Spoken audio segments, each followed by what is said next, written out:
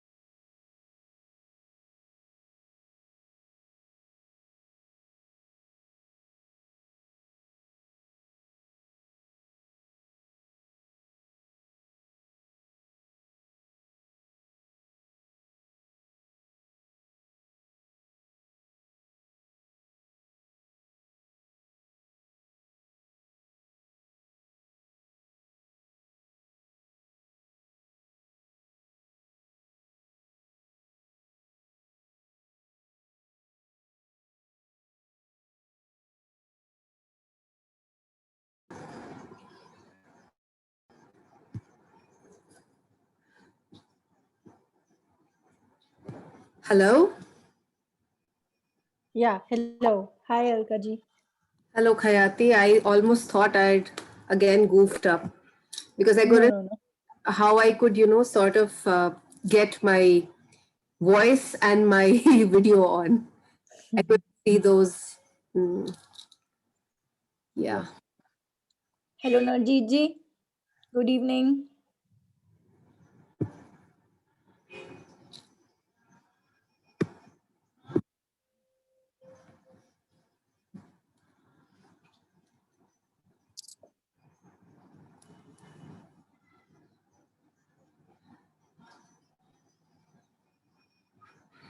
So this is at exact 4, right? Just 1 minute to go. Yeah, we just wait for another 2 minutes for people to join. Maybe we start at 4:03. Okay. Yeah. Hello, Narendra ji. Good evening. Hi, good evening, everybody. Good evening, Good Miss evening. Alka, Good and evening. Miss Neil. Hello. Yesterday I saw, did I see Dr. Narjeet Kaur, and today as a Narjeet Bhatia? Is the name different slightly, or is it my mistake in reading it yesterday? I think I've also shared it as Najit Kaur only. Okay. So it is the same person. Yeah. No, that's okay, as long as.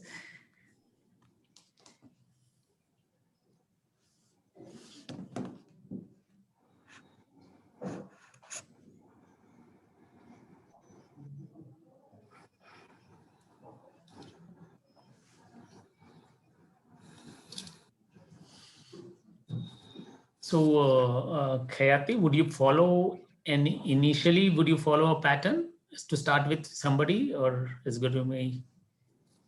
Yeah, we can. Maybe like I'll just have the general question and then maybe you can start and then followed up by Alkaji and then Narjeet ji and then, yeah, no pattern then.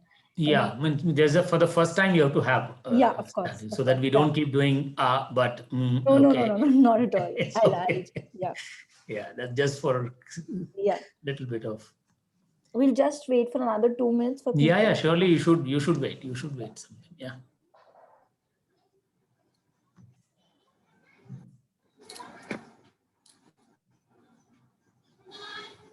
No, we cannot hear you, Dr. Narjeet.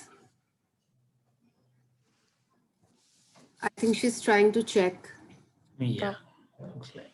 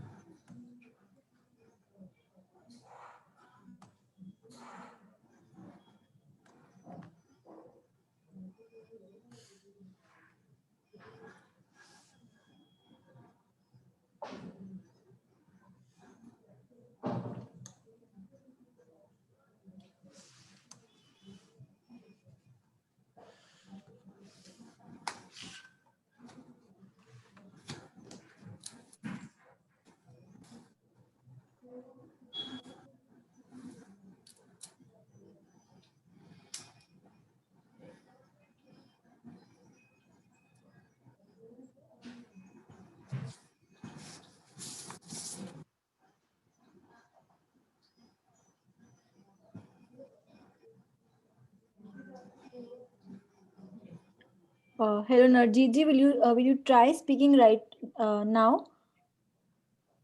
Can you hear me? Yeah, we can now.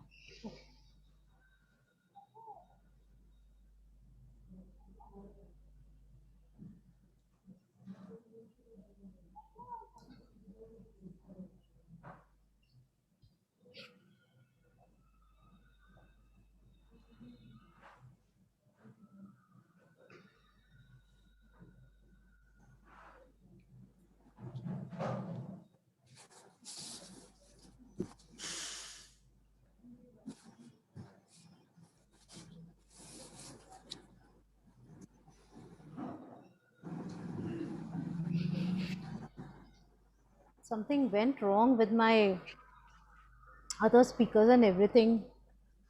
It's fine now. Good evening. Yeah, we can hear you. We can hear you. It's quite clear.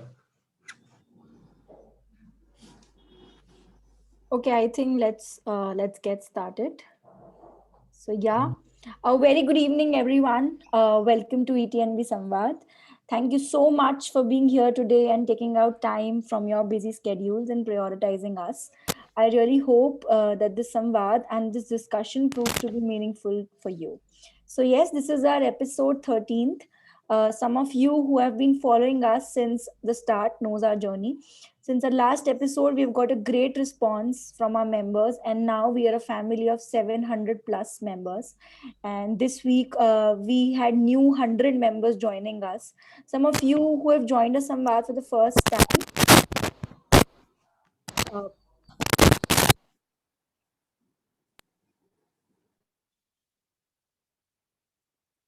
some of you who have joined us somewhere for the first time might not be knowing the actual mission behind the events and our community. So not taking much time, I'll just give you a brief about it. ETNB mission is rigorously working towards building a better tomorrow for the bottom 10 crore children in India, which we know is not possible without the dedicated efforts of people like you.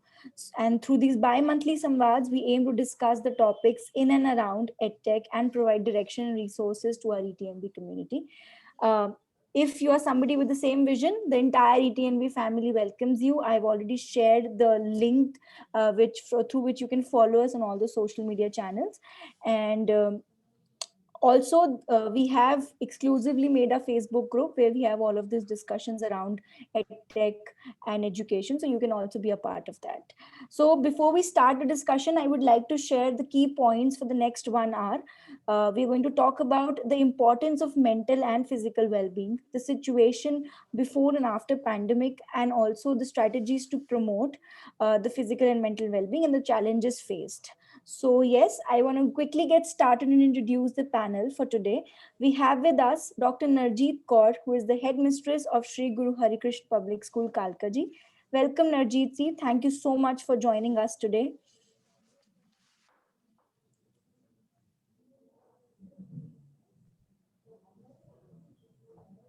Yeah.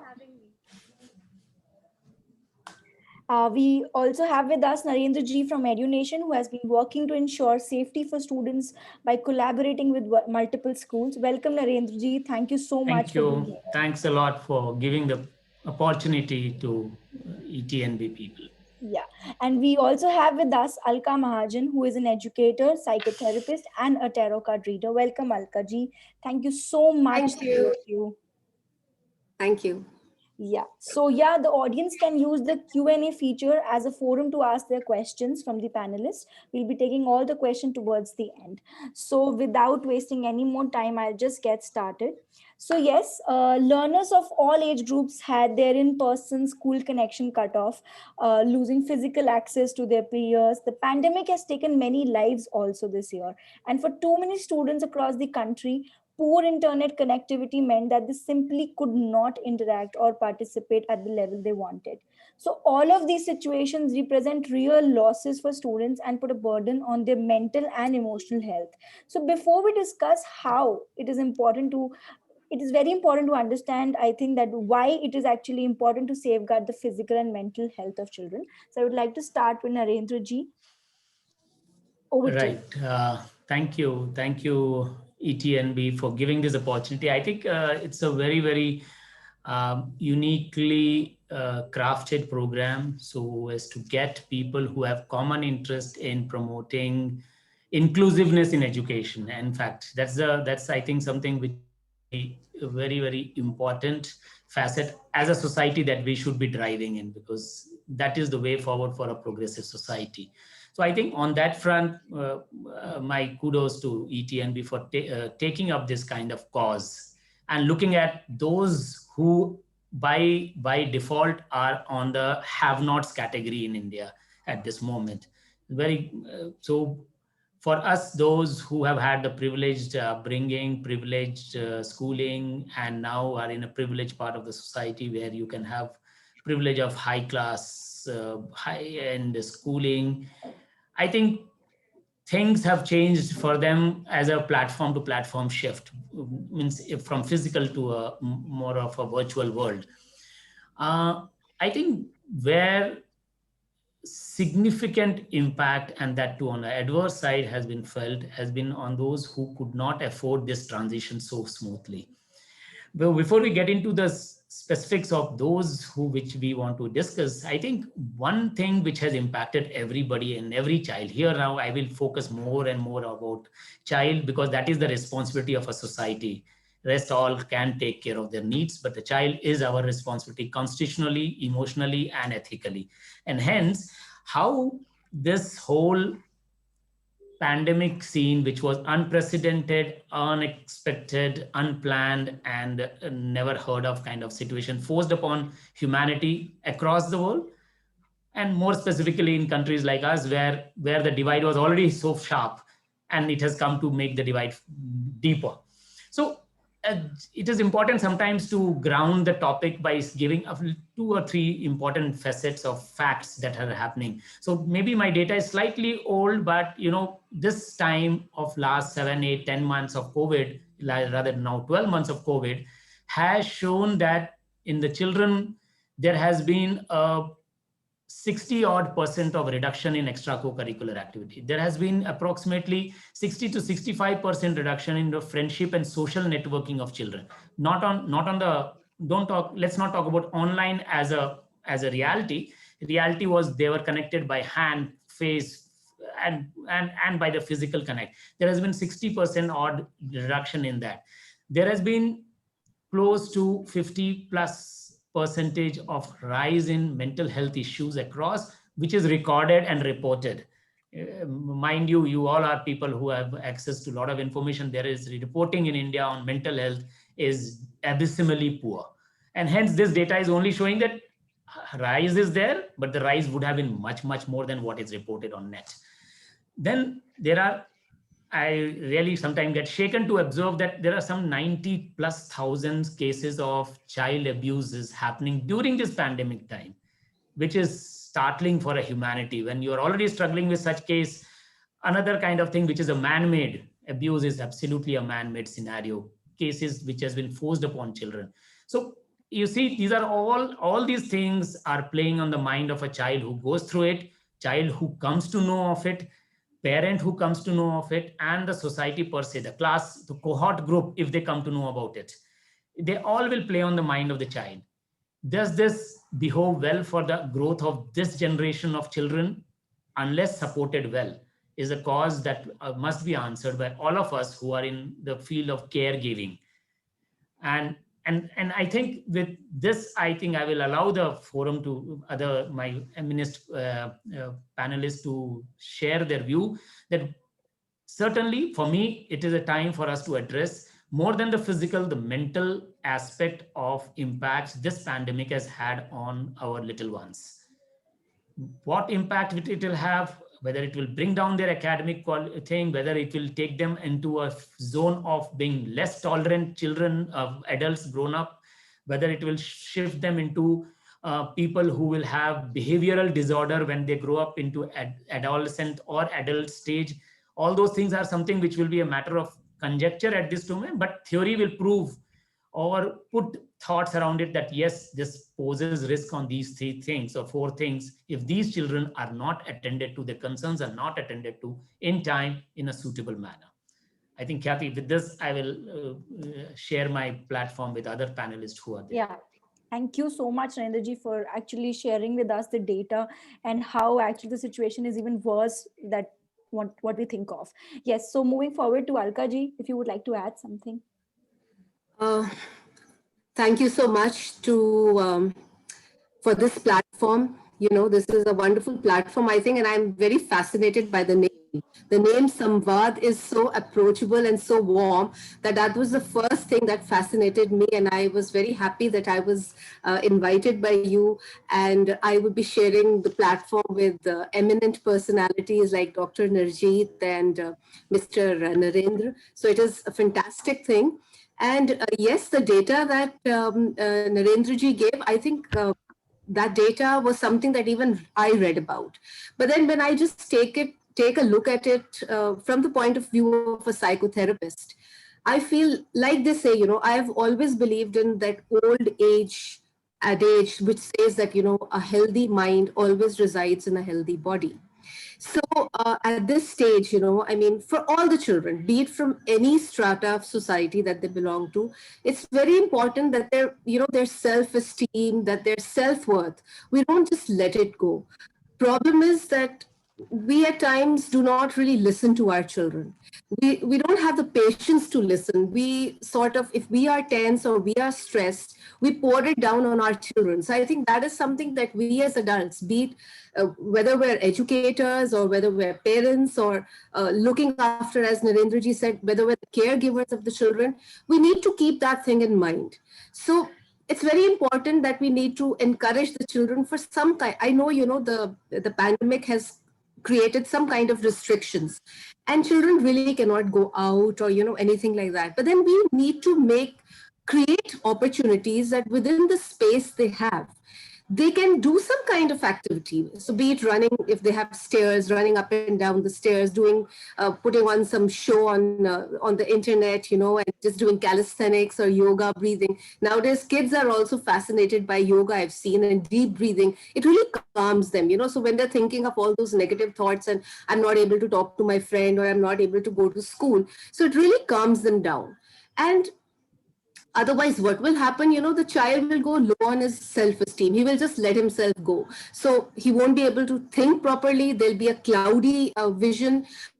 He will not be able to know what is right and what is wrong, so he'll feel lost. So it's very important that the body is absolutely active, energetic, despite whatever is happening, so as not to get into those kind of mental problems, where you have stress or anxiety or disorder or so many loads of other, psychological problems that suddenly erupt. And that is why I always believe that we have to make them a little tough, because when the going gets tough, the tough need to get going. And I've always believed in these very simple lines, but they say that the body heals with play, the mind heals with laughter, and the spirit heals with joy. So if we could just translate this to our children, I mean, we can actually create a beautiful place for them to be in, despite pandemic, no pandemic, because these kind of things are going to happen anyway. These kind of things, life will not always be hunky dory. There will be troubled and turbulent times. So we need to make them strong for that. So thank you. And thank you for your patient listening. I hope I didn't take too much time. No, absolutely. Thank you so much, Alkaji, for sharing and making us actually understand. As Narendraji, I think, also said day before yesterday, that we already know all of that, but it is very important for us to now start making notes out of it and start actually practicing things out. So yeah, thank you so much.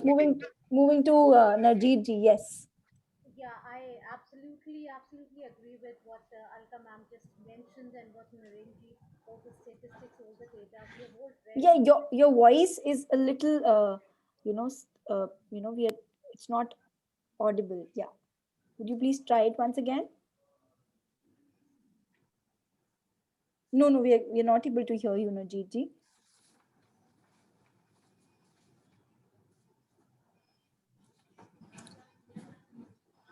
Would you try speaking once again?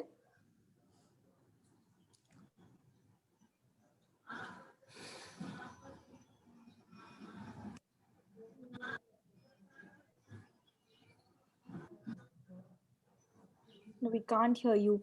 Uh, Carry on. I'll yeah, we can hear you now. We can hear you now. can hear me? All okay. Okay, Yeah. all right. okay. Yeah, So please.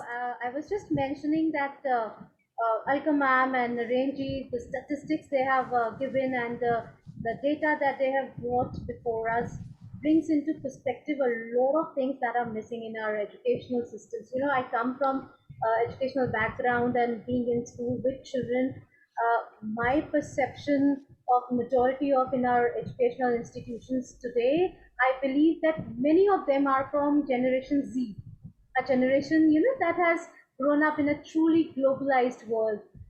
Maybe the oldest of them are 25 years old. They are likely all these problems that we are witnessing is likely to be reflecting on their mental health and physical growth, because this global pandemic has taken away a lot of things from them, be it their exams got cancelled, their sporting events got cancelled, even their graduation got cancelled. This generation is defined by the technology, where the terms FOBA and FOMO, fear of being alone, fear of missing out, these are the terms that these children are using.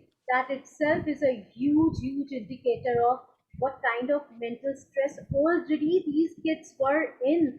I mean, they are using it out of fun, but then you can make out from the subconscious mind that they have that fear of missing out on things, of being alone, and their fears have come actually true in this pandemic. And also a generation, the same one which sees the power of working collaboratively to solve the world's biggest challenges, be it mental health or physical growth. And here I would like to mention that we often forget to talk about Generation Alpha, the children of millennials, who are the most racially diverse children and generations across the world, and one in which the technology is simply an extension of their own consciousness, their own identity, with social media there being a way of life for them. So these young preschoolers, primary kids, and middle school children who form this kind of generation are also the generation with the most non-traditional family structures, I say. Often I call them bulldozer parents. Parents also laugh when I call them bulldozer parents because they are ready to move every obstacle out of the way to create clear path for them. But when it comes to talking about mental health, they are absolutely absent from that. They don't want to discuss it with anybody. So I feel that while Generation Alpha is at this point possibly oblivious to the impact of global pandemic on their education, their mental health will surely be felt in years to come.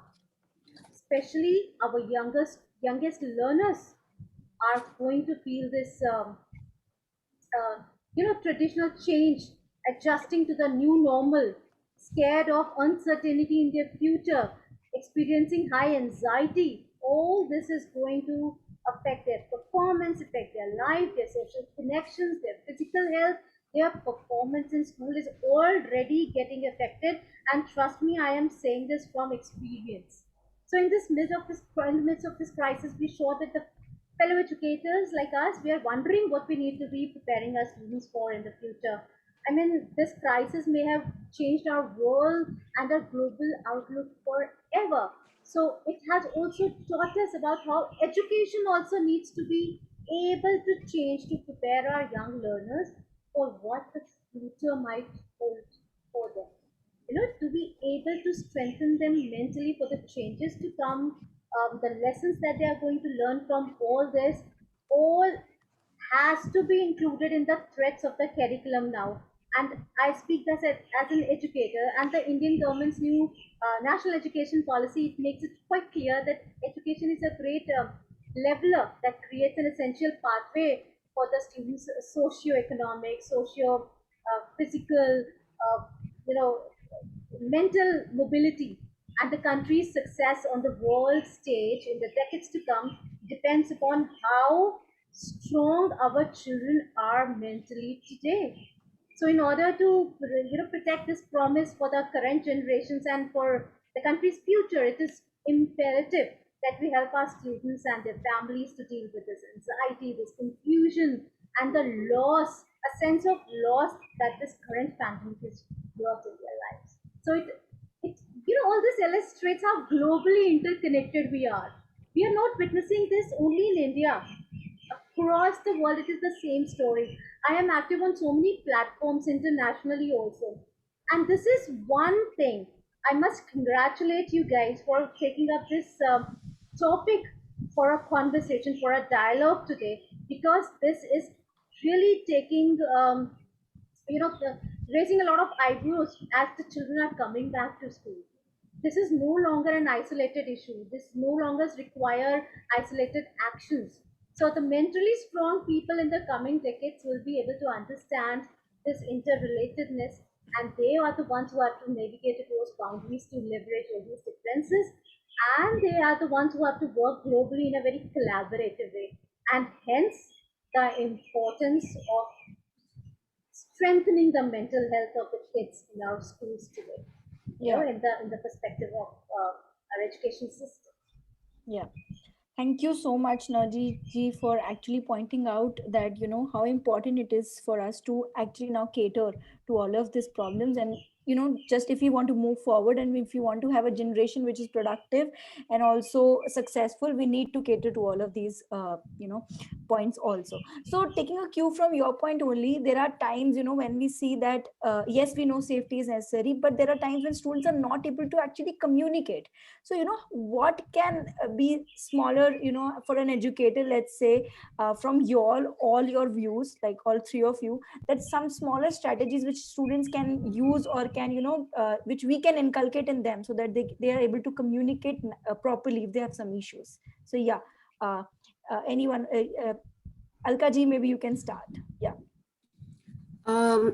So you do mean that when they're going back to school or while still at home? That was a little unclear. Yeah. So Going back to school. more, yeah, of course, going back to school, because this has been an entire gap, and I think things have Yes. changed. Yeah. So I would think, now we need to actually see a lot of it would depend on the way we talk to the children, and we have to be very reassuring to them, because see, it's difficult to know what to expect in this time of uncertainty. There was a time when the things had settled and we all felt that, things are going, but suddenly things are again going topsy-turvy when it comes to the pandemic. So we need to be very careful and very reassuring as to what we say to the children, telling them that let's try to live in the present moment, which is very important. Be thankful for what we have, because 2020, I believe the biggest lesson that 2020 gave to all of us all over the world was the fact that, we actually started the things that we had started taking for granted. We actually started understanding their value. You know what I mean? We started understanding their value. We suddenly developed attitudes of gratitude. And so we need to, tell the child that it's okay. Sometimes these kind of situations do happen, and don't panic. So we need to tell them to plan things differently. So for starters, maybe the earlier routine that they used to have, we need to make a little changes in those routine. So we establish a new routine, and along with that new routine, we probably, ask them to make a little list of projects or goals. So there can be creative projects, there could be, or we could just do some kind of life skills. For starters, we can even involve the parents in this process of nurturing and bringing up the children, because the schools cannot do it alone, the educators cannot do it alone. So it has to be a partnership between the schools, between the parents, between whoever is looking after the child. So the thing is that if we, start doing life skills at home, like for example, how to fix a leaking, some kind of a tap, or maybe, washing the car together, or let's say, planning a family budget, or maybe, virtual tours, you can travel. You cannot travel nowadays, but at least you can travel virtually and then sit down and talk about it. And one of my favorites is that, I always insist and tell parents and, my friends as well, that it's always a good idea to read to the children, read aloud activities amongst the family members. And it's a good time for the family members to connect. Even in school, when they go there, they can have these kind of, they could take turns in reading out something and understand that they have to be sitting in a different way. Maybe we can say that, okay, let's, put the classroom in a creative way. So let's have little circles, or, we have to sort of not get panicked by whatever is happening, but we need to very slowly and reassuringly and comfortingly need to make them comfortable with whatever the situation is. So we need to have these new plans, and similarly, some new simple I would say physical routines, and then also something about altruism. Maybe they can give those kind of empathetic messages, for well-being, not only for their own friends. Sometimes their friends can go into some kind of a depression or just feeling lonely, so they could get together, have those virtual chats, or do it through a WhatsApp, or like we're meeting a Zoom, and just have a little virtual conference together, just talk together, just just basically, it's basically what have you been learning, what have you been doing, kind of a thing. So these kind of things. And even now, if we see the schooling is also hybrid. Some of the schools that have started are hybrid, so it's not only that everybody is coming to school. We have to still be very careful. So some kids come to school a day, the others are at home, and how to also keep this thing going. It's a job for educators. I mean, I think they surely have been real big saviors in the times of the pandemic, because home life, or whatever life, it was actually a job that demanded 24 into 7. And the fact that we need to reassure the kids, and at the same time not show our stress to them, I think that was the biggest challenge. And I've known many of my friends, and many of the children, and many of my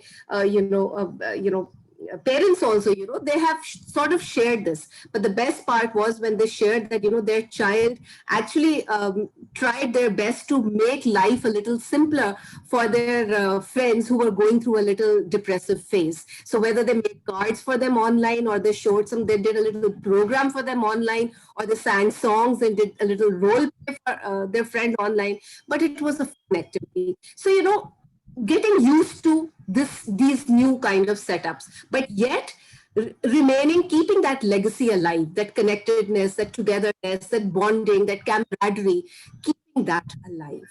So thank you.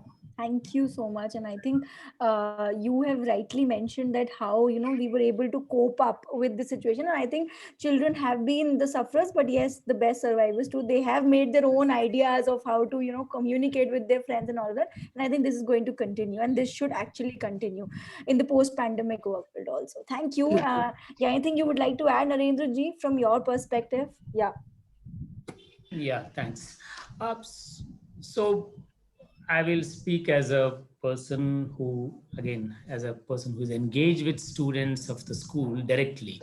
So at our RAN Education group of schools, what we have insisted during our online classes, as well as for those which have now partially opened hybrid classes that we run, is that first thing is, even during the online classes, we insisted and ensured that there was a counselor interaction, whether a hardcore counselor by certificate, or a situation created where 2 or 3 teachers visited the class, just engaged in a normal activity with the students, as if the school is going on, and 2 teachers who are not related to the class just walk in, have a chat with the students. That creates, as I was beautifully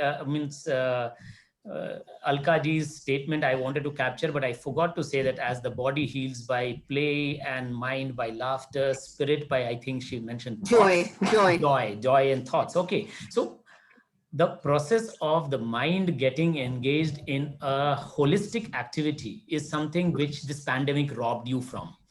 And hence it was very important for us to create a semblance of this in the classroom, in the online world. Now coming to the real world that we are transitioning slowly, and of course, surely we will do this transition, maybe 2 months, 3 months, or given a 6 months, but transition will take place. What is important, I think I need to answer specific that you had asked about how to create an environment where the child is effectively able to communicate her concerns. The whole thing revolves around one singular word, is to create an environment of trust and listening. Can we create this environment? Are we doing adequately in action to create this environment? This doesn't come from blackboard that trust me, I'm your friend. These doesn't come. Your actions have to speak. Parents cannot imbibe this spirit in the child to share everything with them unless they show the true listening skills and not not reacting to everything that the child does, but rather contemplating and responding to the situation to help the child get out of it and grow out of it. If this process is ensured, the child will next time be more forthcoming in sharing with you, me, or anybody whom we want to entrust the responsibility. And hence, creating that comfortable line of communication, which depends solely on one word called trust and connection. Are you able to drive this connection? If you're able to drive this connection in a classroom, teacher could be the best counselor, not counselor. Any teacher can be a best counselor if she creates this connect in the classroom. Any uh, parent or extended family member can become a counselor equivalent if she lends the listening ear and the shoulder to the child. Are we creating this in our environment? Are we creating this in the school, which is a legal requirement, ethical requirement? And in the house, it is certainly your ethical parental responsibility. How can you not create this? Giving me best of the Leo toys is not the end of your responsibility. Helping me, and as Dr. Narjeet said, acting like a bulldozer parent and clearing the path in front of me, physical world is not your responsibility necessarily. Okay, it ensures a little bit of safety, but helping me grow psychologically strong, mentally awake, and responsive to the changes in the environment in an emotionally balanced way is the biggest responsibility that the parents have. Are we able to drive this? If you are not able to drive this communication will not take place. It will be pseudo communication. And that's the reason you find children running away from home, child cases of abuse happening right in your drawing room and you don't knowing it. The cases of your family members visiting you and engaging in the hideous tasks, hideous actions of abusing your child, and you turning a blind eye it. All this is happening because you don't have the real connect with the child. And that is where you have to drop the hammer and keep hammering that, develop this connect. Don't become a parent in corporate sense. Employee is unhappy, give him incentive. No, that will not work with a child. That will not work with a child for long. Then the child will behave like that corporate employee who leaves in 3 years because somebody else is giving the better incentive. Hence, that emotional connect. And I come from a defense background. I come from naval background where submarining I was doing. There is a one word called listen. Unless a submariner listens, he's doomed to fail because he has to everything. Submarines don't have eyes. They listen to the environment, dangers, and from that listening, he develops the skill to say, am I in safer water? Am I in safe environment? So listen. After you listen to the child, give those comforting words. I am with you. I am there to help you out of this situation. Tell me what is your problem, what have you done, and what can be done for helping you. And third thing is a reassurance. Every time a child commits something so-called legally something wrong or socially unacceptable, let's not get into the mode of judging, punishing, because the society wants you to bear your child into something ramrod child they want to create, which is not the reality. Hence, listen, comfort, reassure. I think these are the three things which have to keep repeating on. It works with everybody. It works with equally with adults. But for children, I think lending your listening ears and the shoulder they can put their hand when they want to jump across a small hurdle is the thing you have to create. So we do try. We have tried out in our schools. We try through our. So as I mentioned, every teacher in the school should be equivalent to a counselor for somebody. For somebody, not the same teacher will be counselor for everybody, but the one teacher should be able to serve the role of a counselor, trustworthy person for at least one child in the school, not necessarily her class students or her subject students, anybody. And if you can create that environment of trust and transparency, I think children will share with you. We have saved some children out of abuse, out of parental atrocities through this listening. Some of them, I'm not saying we have reached somewhere great, but we have been, and I take a lot of pride in that, having saved one child. I think I've lived my my duty in this role. So I think I will pause on that. Yeah. Some other panelists can share. Yeah, thank you so much, Narendra ji, for telling that, how much we need to ask ourselves always that are we actually listening to them, or are we actually creating an environment which is safe for them? It is, I think, has to be the one question whenever if we're designing any program or we're doing any activity with the child is very important. Thank you so much. Over to you, Narjeet ji. First of all, I'm really going to take into consideration all the activities and the tips that Alka ma'am shared, Narendraji shared, and I'm going to implement them in my school, giving a orientation program to the parents talking about that. Really, We I will be do. sharing clips soon with you all of this, so that everybody can use these activities. Yeah, absolutely. They are. I think we have achieved one big milestones out of ETNB's mission. That Yeah, somebody, yeah. one amongst us, is taking the home messaging and using it. All of us should be picking up something, and we're very sure we are. My page is already full, noting Great. down things from you. Right, Yeah, thanks. that's that, this is what connections are all about: learning and spreading. Or if you learn and then keep it to yourself, that's not learning, that's only being selfish. So if I have picked up some activities, if ma'am talked about reading aloud, or we know all about this, but the parents have to be told time and again the importance of these little things that they can, that brings a lot of changes in the life of the kids.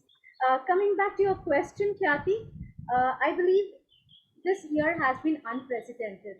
School always has been that halfway of chatter, of learning, unlearning, finding place among peers.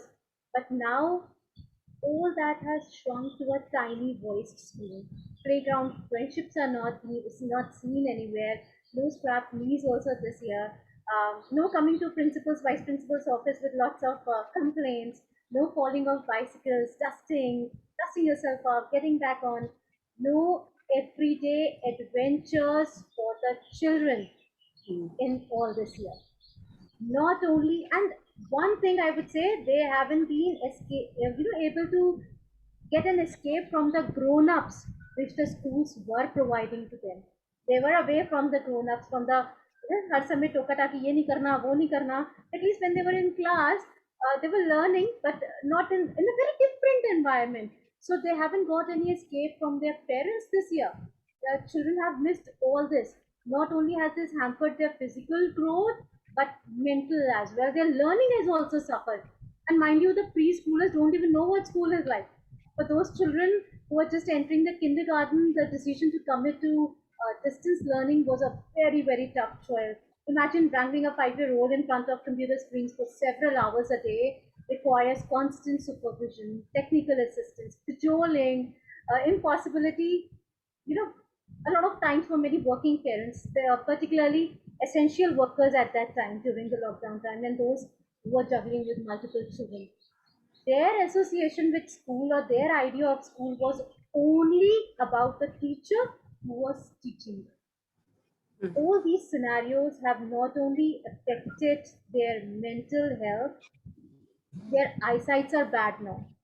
Their joints are suffering, and I'm saying this from personal experience.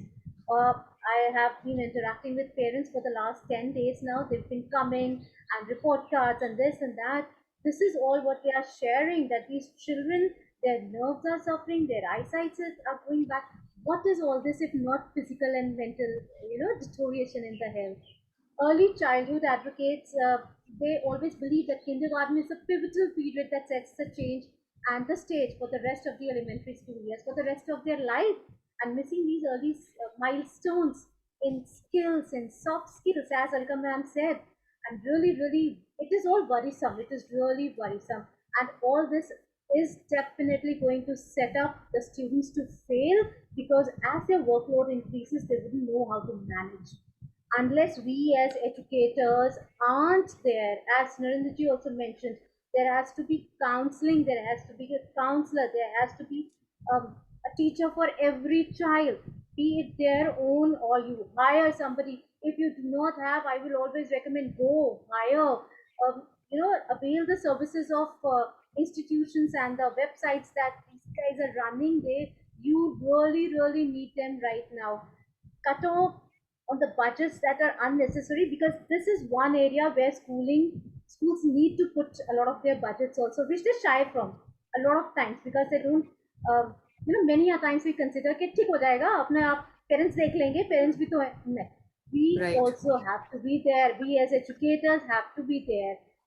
This learning loss they have suffered during COVID is going to have a far greater impact on these incoming first graders, because of where they are in their development, and especially these low income children who have absolutely missed kindergarten might confront the steepest habits. They were the ones who never took admission in kindergarten के क्या है school की क्यों फी waste करनी है, ABCD तो पढ़नी है घर में पढ़ा देंगे, क्लास 1 में सीधा एडमिशन दिलवा देंगे. There were parents who wanted to come from countryside to the city, from rural areas also to take admission. Now they have suspended they had suspended teeth, they had to suspend, right? All this is putting a lot of children under great risks. In the absence of pandemic, when they return to school, it is going to trigger anxiety in them, especially now when their parents are going to be absent from the scene. They will show a decline in academic performance. Their eating habits are going to change. The inability to fall asleep until late at night and struggle to wake up, excessive feelings of guilt, restlessness, avoiding friends, change in moods, irritation, tantrums, emotional outbursts, stomach aches, nausea, headaches, obsessive behaviors. I tell you, we really need to keep a check on all these signs of physical health, because that this is a clear indication of that there is something really wrong with the child, and the child is not able to cope up. Also, I am thinking about the students who do not have safe environment at home. As Narendraji said, that in your own drawing rooms, the children are getting molested, and we are not bothered. For these children, the assembly grounds, the teacher, friends, classrooms, they have served as a great refuge. So the students who have found a community within the school, who rely on the school for their sustenance and their security. And I will tell you, when I say this, I talk about maximum students. A few years old, a student of mine had lost his mother. 2 days later, he came back to the class. I was very surprised. I wanted to let him know that take your time, go grieve with your family. Don't come to school this early. And I'm going to help you with your material and everything. I am giving you permission to be absent from the class. But he didn't want to. He said, ma'am, being in the class helps me forget my problems. At home, I don't feel safe. So here I am thinking about students who do not have a safe environment for whom, for them the teachers are like the dancing clays who balance the mental and the emotional loads of their children. So can we educators stand up to that challenge so that our children might stumble just a little bit less? We have to have very carefully laid mental health programs for these kids. Otherwise, these traumas are going to lead to serious mental, lifelong health issues. So here I am talking about kids with additional needs also. Changing routines can be very harsh on these children, special children, children with additional needs. Placing them in new routines was getting very hard when we started online process. It was a huge process for us, online class. That there was a child who would not, get pacified at all. The only thing that pacified with the child was the teacher's face when he would see that every day on his screen. So let's not forget those children also. And as they are coming back to school, it is going to be a very daunting task for the parents and the teachers. So we need to be very careful. If the parents want to come with them, allow it for a bit. Let them come with the children. Let them see that the school is maintaining good physical, all the safeguarding, everything. If the parents want to be reassured, let them come. Do not impose, because as we say, tougher times need tougher steps. You really need to look up. You really need to stand up to the situation, and this situation is not going away very easily. It is here to stay for long. Yeah, rightly said, I think. And thank you so much for sharing your ideas and about how actually we need to consider all of those signs which we're talking about if we're really talking about physical and mental well-being. So yeah, taking a cue from this, I Alka ji, you come from a psychotherapist background, and also you all three, you would have seen that parents putting this taboo. If you talk about mental health with them, they think that there's some no, either they'll be in a denial thing that no, our child doesn't have anything, no, he or she is right, maybe there's some problem in your own teaching. But then when it comes to the real problem, how an educator can actually work on convincing the parents to make them understand, and how they can be a major stakeholder when we talk about mental health issues. Yeah. So Kayati,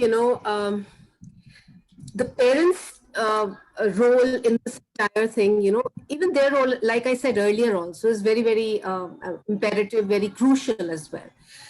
Nowadays, what I've noticed is like Narjeet ji was saying that, the parents are always on the defensive for their children. They are not ready to, believe that their child can do something wrong, something amiss. My child is always brilliant at home. So how can he do this? I mean, there was a time when the teachers were really respected.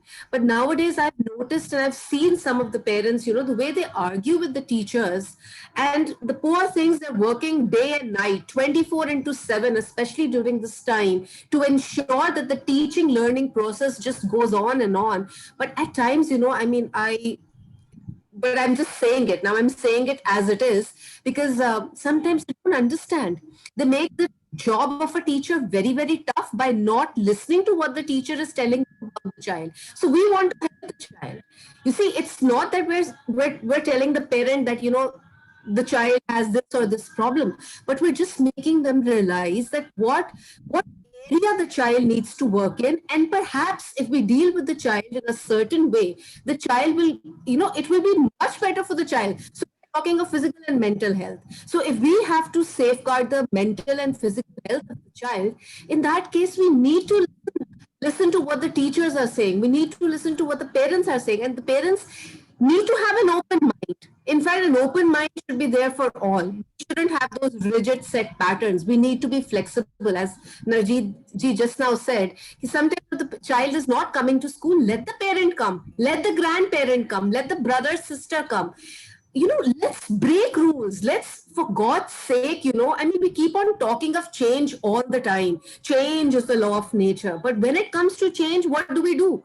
We still go back to the old. We want to stick to that. Why? Because we're so scared of the unknown कि पता नहीं क्या हो जाएगा. And we don't want to step out of the comfort zone, even following while certain rules are formulated. I'm so happy that NEP 2020 happened. It actually, broke down a lot of stereotypes.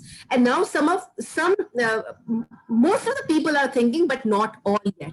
So parents are still in the process of understanding it. So I would say that orientations, not only for children, but also for parents, is a must. You need to call them in small groups. You need to explain what are the needs in the current state, and it has to go class-wise. We cannot think that a senior child, a 12th grader, will be at the same level as a kindergarten child. Those poor things, they haven't, as Dr. Narjeet just now said, the poor things haven't even seen what a classroom is. For them, what kind of a world is this where there are so many tables and so many chairs? I mean, they've probably seen a different kind of a room altogether. So when they go to school, it's going to be like, wow, where am I? So they're not used to this. So we have to orient the parents first before we talk to the children. That is very important. Then again, as Narendra ji said, and even Dr. Narjeet said, that listening therapy is very important. Somewhere down the line, we lose out on that. We don't really listen to the child. I do understand that we as educators, we as parents have a lot on our hands. Our hands are full, but the only thing that can actually work like magic with the little children, grown-up children, middle school children, senior children, or even college-going children, is listening to them.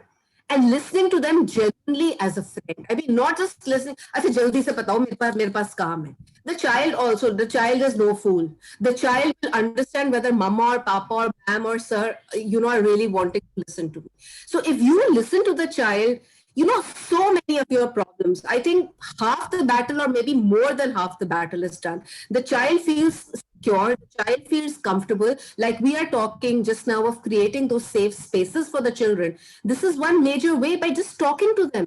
Communication at the end of the day, and the bottom line, communication is a powerful tool. We need to use it well. That is what I say.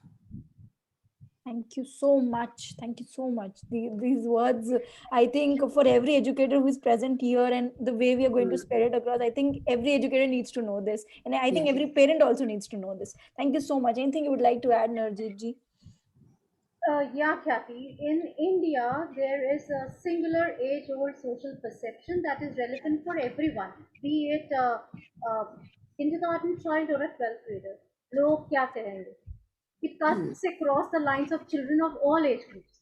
It reigns supreme in regulating the parents' decisions because should people's vulnerabilities become public knowledge, they will invite judgment or gossip and drama. It also suppresses much needed psychological care. This social pressure, to be normal manifests in this unhealthy stigma and pressure against getting help. This is where the parents are lacking. Stigma to appear normal, stigma to keep the family drama invisible. सब ठीक है जी, हमारे घर में कोई problem नहीं है. Stigma to protect the child. You do not know whom the child needs protection from, and stigma to force yourself out of the need for help. It is very hard to expect the parents to care about the mental health issues if they don't understand these issues at all. Though psychologists and mental health experts are trying to change that, but I feel that the results still aren't very encouraging, and I say that with a lot of authenticity. I know a child in my school. She was in class 9. Teachers were constantly reporting about her not being her usual self, not concentrating, lost most of the times. So we referred her to the school counselor, and we identified the reasons whatsoever. We called the parents, spoke with them, but their reaction to the whole situation was shocking.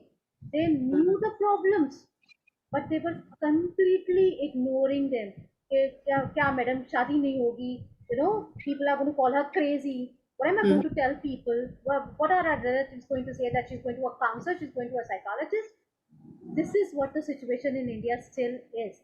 And this year I have seen, and before also, children with special needs are zabardasti enrolled with mainstream courses because the parents feel that being ignorant or neglecting the problem will just make it miraculously go away. They don't bother. They stubbornly don't want to bother. They just want to keep on going. So whatever I have learned about mental health in young people and dealing directly with those affected, many parents don't seem to quite understand what it is all about. Some seem to think that their children are looking for attention. She's an attention seeker. इसको हर समय attention चाहिए. And others just dismiss their claims altogether. Listening to them is lost on parents these days. I am a young parent myself. I'm talking like, as Alika ma'am just said, that children realize, and they know, they are no fools. They know when their stories are getting lost on their parents. They know when their parents are not bothered. So this is a big problem which needs to be addressed. Parents need to understand the severity of mental health, and they have to take it more seriously when their children approach them on such matters. It takes a lot of courage to speak to someone and ask for help. Just go into that space of mind where your child is right now. I really feel very emotionally attached to such people कि वो कितनी घुटन महसूस करते हैं वो बच्चे. And for you, it is just like she's seeking attention. Mental health is a topic which is underlooked, but it is just as important as physical health. There's not something not to talk about or hide or ignore in the slightest. There are so many parents who think that this is just a generation thing. ये generation की problem है. Depression तो ऐसे ही बोलते हैं. It is a serious health condition which has been around since the beginning of time. Only the way mental health is being talked about recently has put the entire thing in perspective.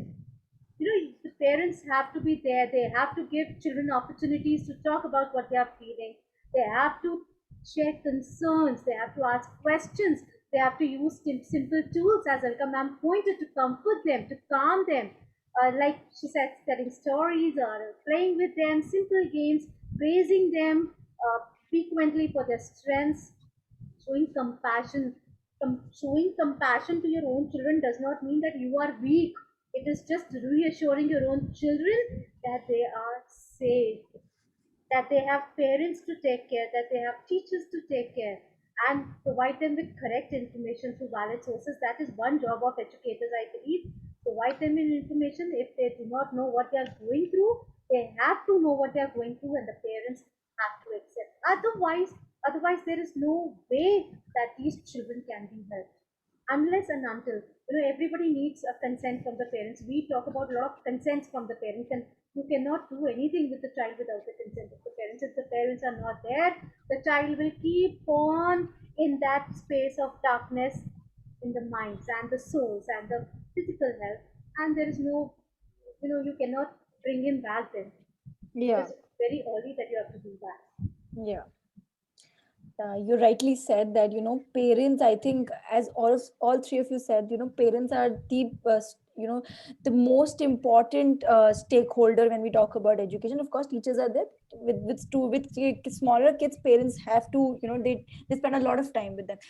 Moving on to Narendra ji, I really want to ask you that, uh, you have been working in the school management and for ensuring safety. How do you think that multiple stakeholders actually come into being? There are different stakeholders when we talk about ensuring safety. We have parents, we have teachers, we have the children themselves. So how their role and how their balance can actually be created to ensure the safety post pandemic? Yeah, well, so there was a reference made to NEP by Alka ma'am. And since we talk about stakeholder, I think one thing which is important is that when you talk stakeholder, it should be a comprehensive ecosystem of a stakeholder. And it should start from the governmental agencies to the school management to the parents and the child in center. So I don't have the direct input on it, whether it is there or not. I think every district education office, let's say DPI, you call it in Karnataka, somewhere you call it, different places you call it by different name. District education office, every district education office should have psychologists as consultants to them. These are the people who should be responsible for auditing schools on psychological well-being and initiatives done for psychological well-being of children.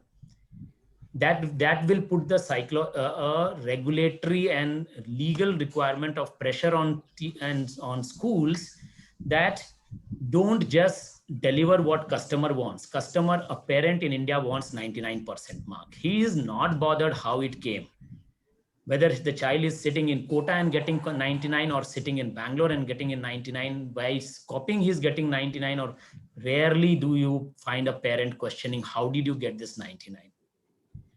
So hence, in school PTMs, instead of reading of the report card, I would have preferred if the behavioral aspects of the child is discussed there. Report card, any parent will read 99 out of 100. What is so great about PTM telling 99 out of 800 you got, or whatever you got? Commit your PTMs to psychological well-being as a main theme. How the child behaves in class. Is there any change in pattern of the class? Okay, PTM will become, I would say, since it happens quarterly or term-wise, whatever it is, create forums where the child's behavioral, attitudinal growth is discussed with the parent. And that is how you will play the role of an adequacy, that the parent, by the time the child becomes 8th grader, 9th grader, the parent is already aligned with the concept of psychological well-being. My child going to college today, somebody tells me, look at the psychological well-being of your son. I think I have never catered for 23 years. What will I cater now? Because I know I'm now disconnected.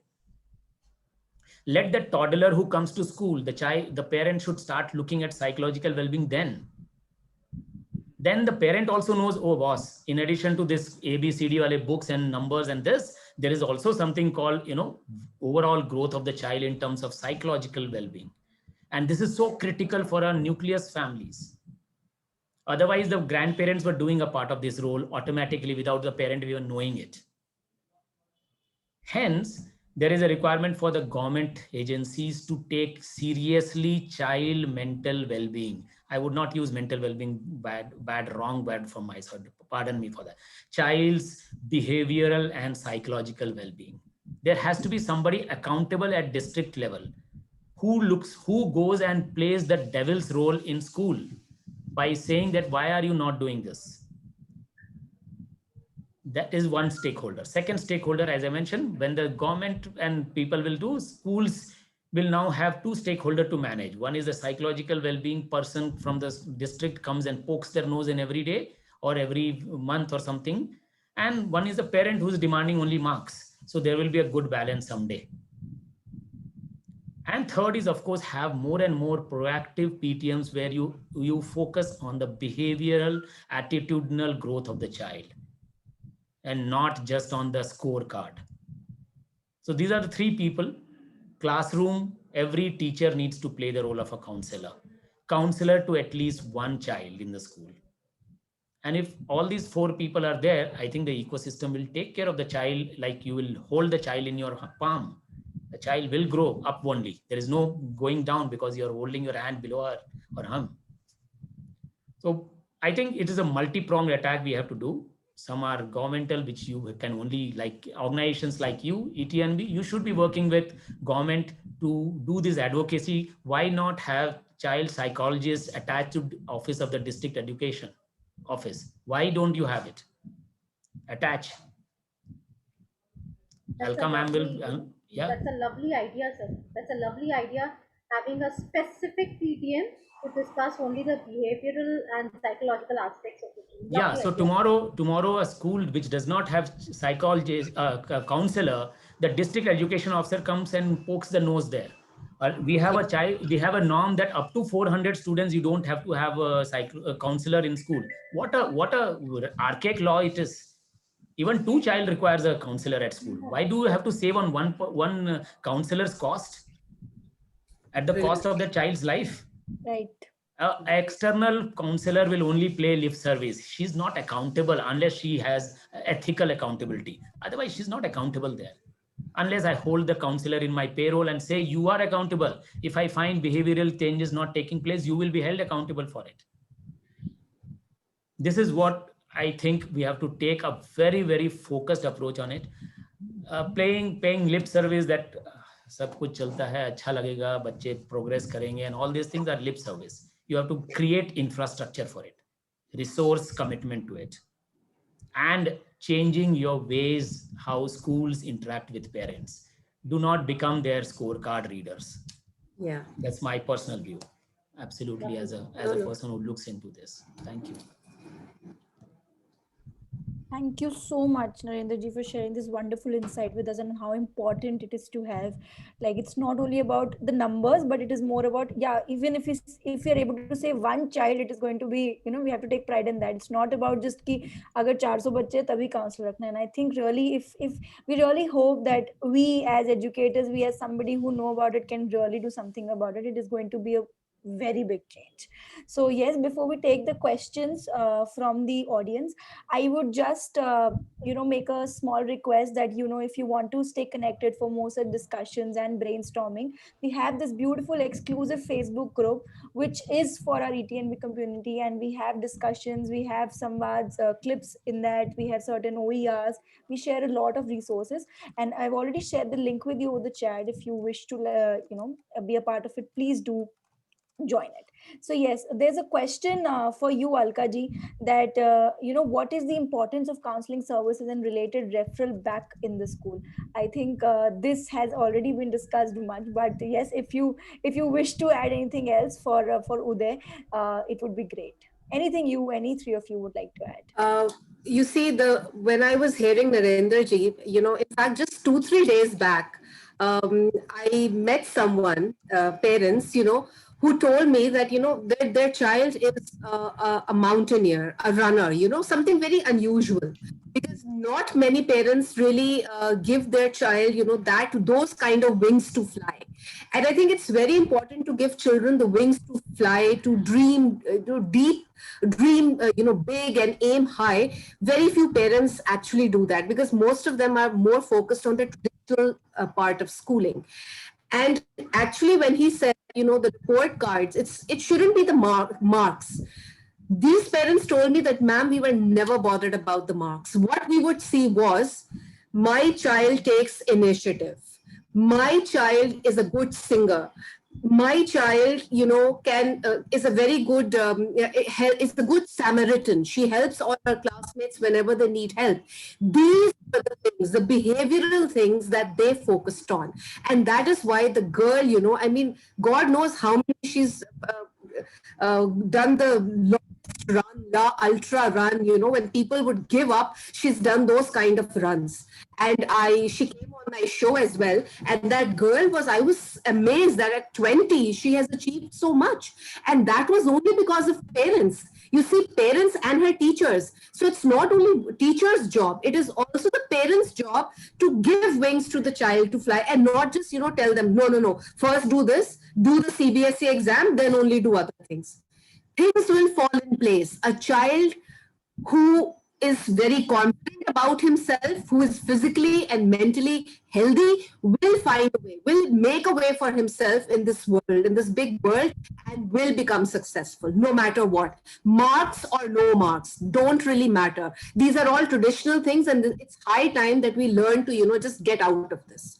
I mean, it's high time now. We should wake up, and if our eyes are closed still, we are still slumbering like Rumpelstiltskin, or what was his name in Mahabharat, Kumbhakarnan. If we're still sleeping like that, I think it's high time we woke up and realize the importance of giving wings to our children if we really want them to live in this beautiful world and make it a beautiful place to live in. I always like to use these lines. So that's from me.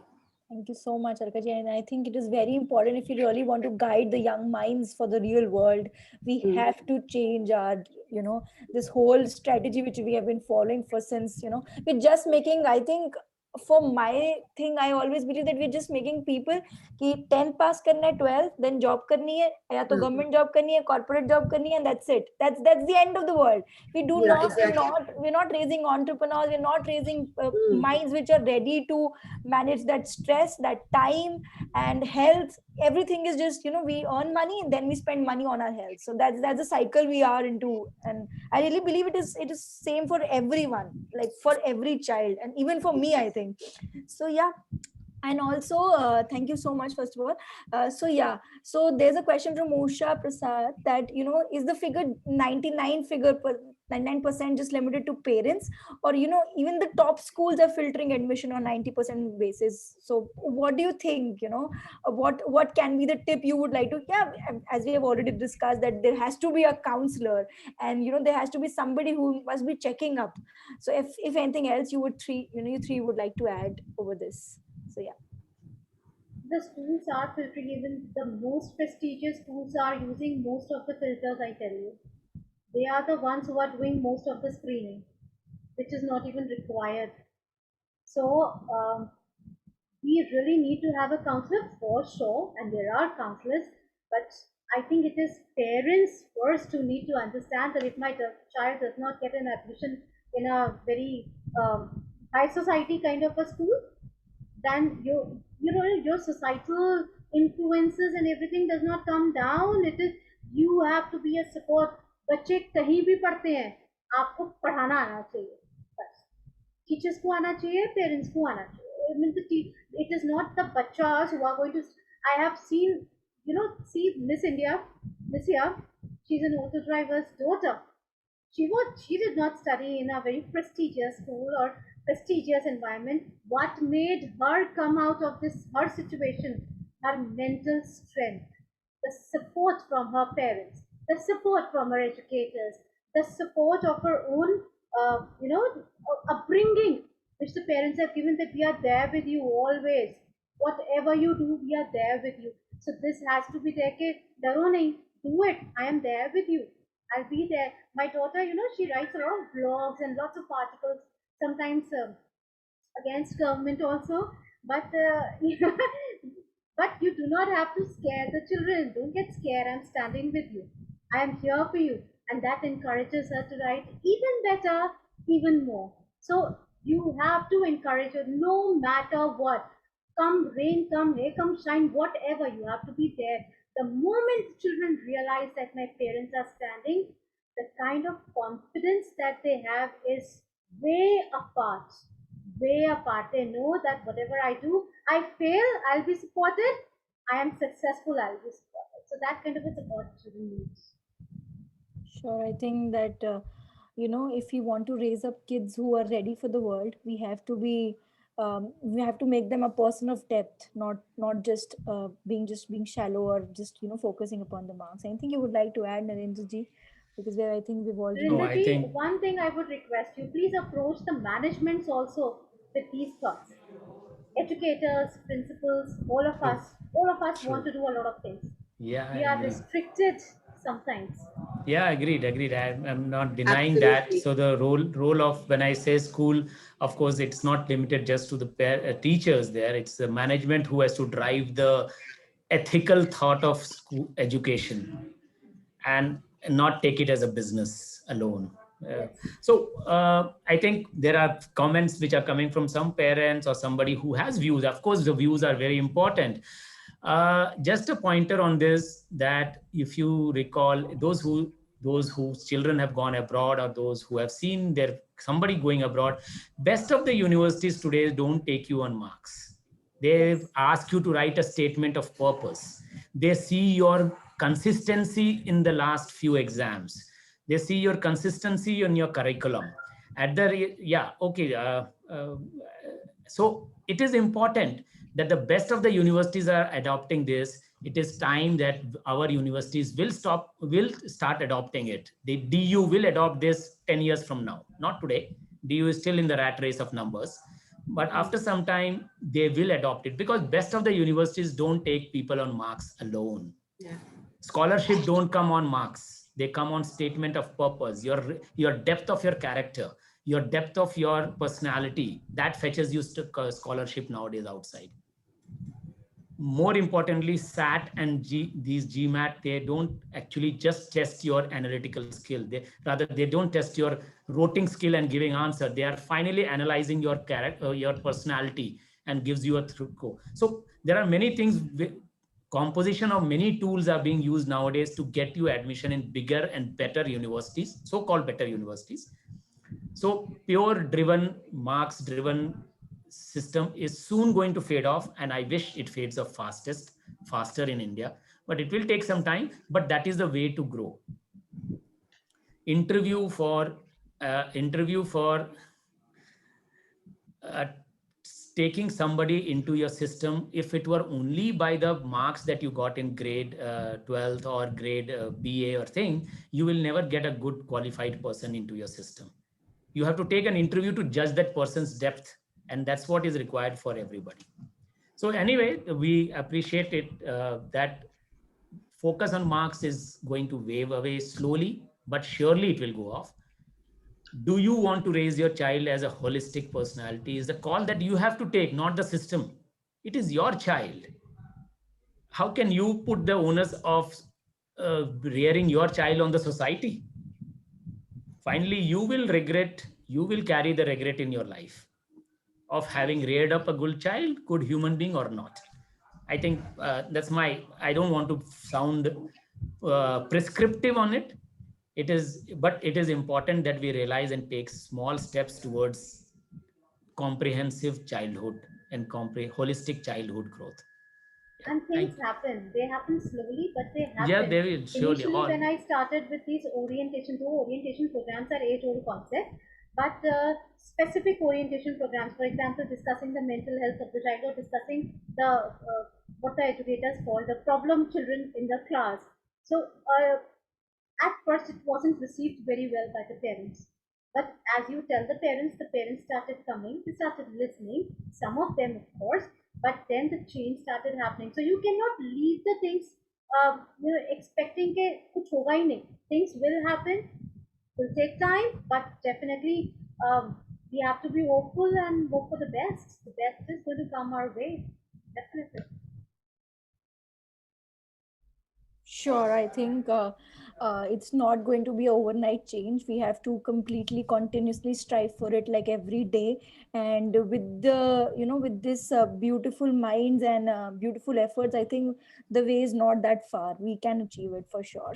So there's a small question from this. This is the last question for today's session. Shraddha Joshi has asked that if there's online exam cheating, so what can be done?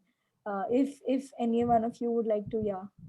See, online cheating is more of an ethical problem that again, um, connects itself with the mental, psychological health of the children.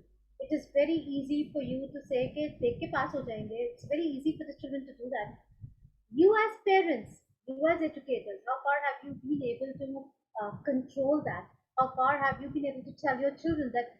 And again, I say here, be with your children, no matter. Koi baat nahi, kam marks aayenge, no problem. But don't do this because this is a habit formation. These are habit formation years, and what the kind of habits that you form during these, essential, crucial years of your life, these habits are going to be for you forever. So, as parents, as educators, as teachers, you have to tell them marks don't matter much. I tell them I don't want everybody getting an 80 and 70. Even if you get a 30, 33, at least I will know where you stand. At least I will know that you've been honest in answering the questions. At least you will have a good night's sleep, which they laugh about because they don't understand losing sleep over lies. This is what our generation is going towards. They don't lose sleep over lies. They don't lose, sleep over doing something bad. They're okay with it. So here is what we really, really need to bring into perspective that it is not okay. It is not okay to be bad. You really have to, not a model citizen. You can't be a model citizen, but you can make lots and lots and lots of efforts in being good, in being ethical, in being honest, in being mentally strong. And this is where the parents and the educators can help the children to be. So cheating is something that has been happening for the whole year. We are sick and tired of it now. We've been sick and tired of telling the parents also, telling the children also. It is very easy, take ke pass hona is very easy. There are some who have understood. There are some who will understand. I don't give up on them. They will understand eventually, someday. Thank you. Thank you. Thank you so much, three of you. So this brings us to the end of the session. Extremely grateful for all of you, all the audience, all the panelists for joining and taking out time for sharing your experiences. And it was really very insightful. It is one of the topics which I really want to talk about. And I'm really grateful for all of you to take out time and share with us. Thank you so much. Thank you. And yes, it would be very a little wrong to share again that if you do want to be a part of our mission, we have already shared the link with you. You can go to our different social media channels and follow us and stay tuned for the upcoming samvads and also for the resources that we share. And also if any one of you has missed it, don't worry, we'll be sharing the clips of the samvads with you over our social media channels too. Thank So yeah, you. thank you Thanks so so much. much. Thank you, Thank Narendra you ji. for having Thank you, Thank you, Love. Narendra ji. Thank you, Alka ji. Extremely Thanks a Thank grateful. you lot. so much. Thanks all, thanks all Thank you, everyone. participants for being Yeah, here. Thank you. yeah. Thank you, everyone. Have a great day. Okay, thank you. Good. Thank you. Thank you. Bye bye. See Bye you. bye.